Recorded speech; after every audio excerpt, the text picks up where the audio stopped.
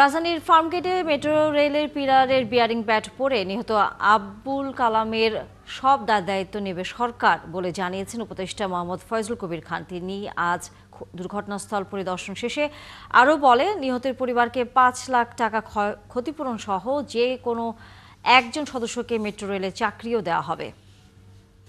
প্রত্যক্ষদর্শীরা জানান, আবুল কালাম ফুটপাত দিয়ে হেঁটে যাওয়ার সময় হঠাৎই মেট্রো রেলের একটি বিয়ারিং প্যাড ওপর থেকে ওই ব্যক্তির মাথায় পড়ে। ঘটনাস্থলে তার মৃত্যু হয়। এই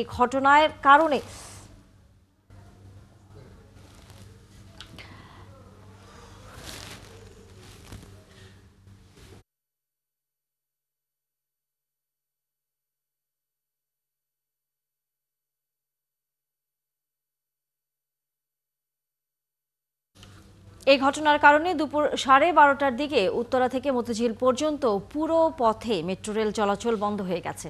কখন চালু হবে তা এখনও নিশ্চিত করা যায়নি। নিহত আবুল কালামের বাড়ি শরীয়তপুর বলে জানিয়েছে পুলিশ। আহত একজনকে হাসপাতালে ভর্তি করা হয়েছে। এদিকে একই স্থানে বারবার কেন একই রকম ঘটনা ঘটছে তা খতিয়ে দেখা হচ্ছে বলে জানিয়েছেন ঢাকা মেট্রোর এমডি ফারুক আহমেদ। এর আগে 18 সেপ্টেম্বর খামারবাড়ি এলাকায় মেট্রোর একটি পিলার থেকে বিয়ারিং প্যাড খুলে পড়ে। এতে আগারগাঁও থেকে মতিঝিল পর্যন্ত 11 ঘন্টা বন্ধ থাকে ট্রেন চলাচল। পুলিশ ঘটনাস্থল পরিদর্শন করে তদন্তের কথা জানিয়েছে।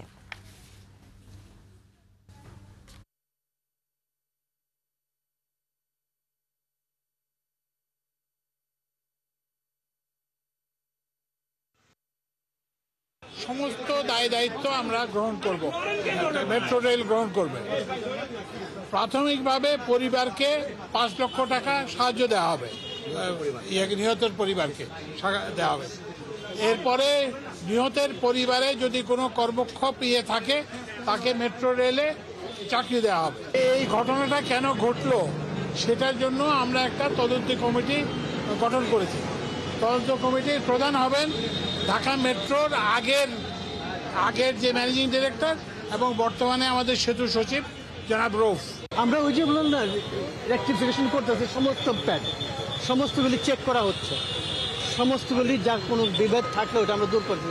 বাইরের এক্সপার্ট আমরা ব্যবস্থা করতেছি, বাইরের এক্সপার্ট যাতে আসে, তারপরে না হওয়ার তো প্রবাবিলিটি কমিয়ে আসবে। আমাদের সাথে সাথে পইরা গেছে, পইরেই মনে করেন চোখ দুটা বন্ধ হয়ে গেছে, আর নাক মুখ দিয়ে সমানে রক্ত বেরিয়েছে। পরে আরেকবার স্প্রিং খাইছে, ওই স্প্রিংটা খাইয়া হয়েছে পাশের দোকানটা আছে না, যে গ্লাস ভাঙ্গে হেয়ার গায়ে পড়ছে। হেয়ার গ্লাস ভাঙ্গে হেয়ার মনে করেন হাতে পায়ে, হ্যাঁ হেও তো আলরা যেতে বুট।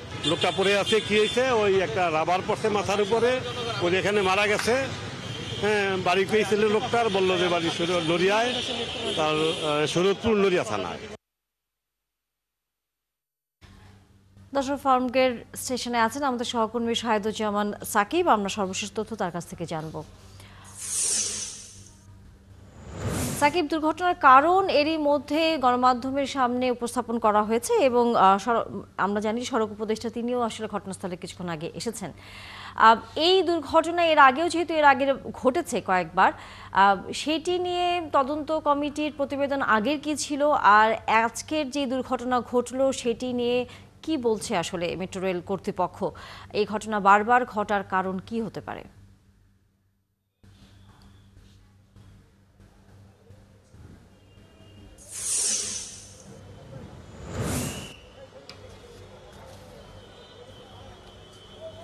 তানিয়া, কেন বারবার একই ধরনের ঘটনা ঘটছে, কিংবা একই জায়গায় কেন একই রকম ঘটনা আবার ঘটলো, সেটি নিয়ে আমরা আসলে সড়ক উপদেষ্টা ফয়জুল কবির খান তাকে প্রশ্ন করেছিলাম। তিনি আমাদেরকে যেটি বলেছেন যে এর আগের ঘটনার পর একটি তদন্ত কমিটি গঠন করা হয়েছিল, সেই কমিটির প্রতিবেদন পর্যালোচনা করে আসলে আজকের ঘটনার জন্য যে তদন্ত কমিটি করা হয়েছে, সাবেক এই মেট্রো রেলের এমডি এবং বর্তমানে সেতু সচিব আব্দুর রৌফ, তাকে প্রধান করে 5 সদস্যের একটি তদন্ত কমিটি গঠন করার কথা তিনি জানিয়েছেন।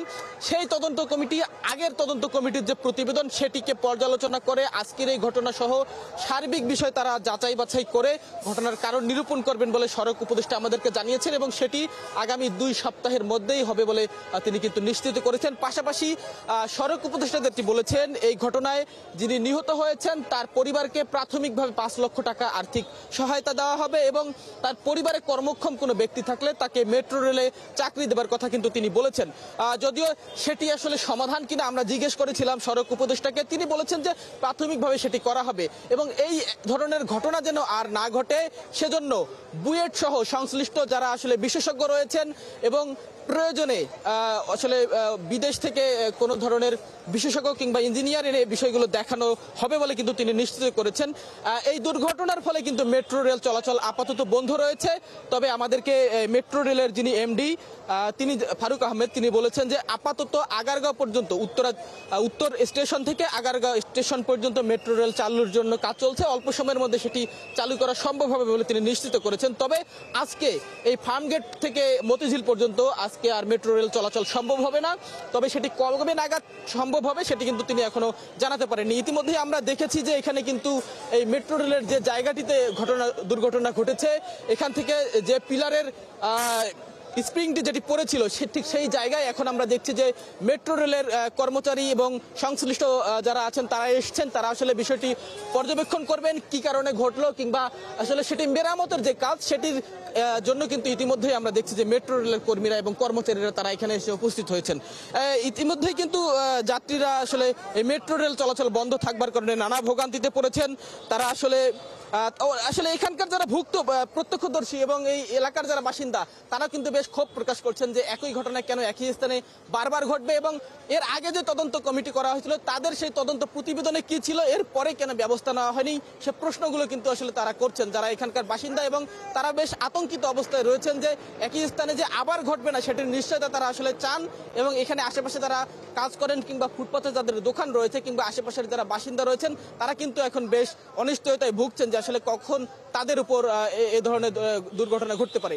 আমরা দুজন আহত হবার খবর পেয়েছি, সে দুজন সোহরাওয়ার্দী হাসপাতালে ভর্তি রয়েছেন এবং মরদেহ যেটি আবুল কালাম আজাদ তিনি তার মরদেহটি তেজগাঁও থানা ইতিমধ্যে উদ্ধার করেছেন। তারাও আসলে তাদের মতো করে তদন্ত করে বিষয়টি জানবার চেষ্টা করবেন বলে তেজগাঁও থানার ওসি আমাদেরকে জানিয়েছেন। ধন্যবাদ শাহিদুজ্জামান সাকিব। আমরা নিশ্চয়ই এই দুর্ঘটনার খবর আরও জানবো এবং এই ঘটনার ফলে মেট্রো রেল চলাচল কতক্ষণ বন্ধ রাখার সিদ্ধান্ত নিয়েছে সেই খবরও নিশ্চয়ই পরবর্তীতে আপনার কাছ থেকে জানা যাবে। ধন্যবাদ। এখনকার মতো দর্শক সহকর্মী শাহিদুজ্জামান সাকিব ছিলেন আমাদের সাথে এতক্ষণ।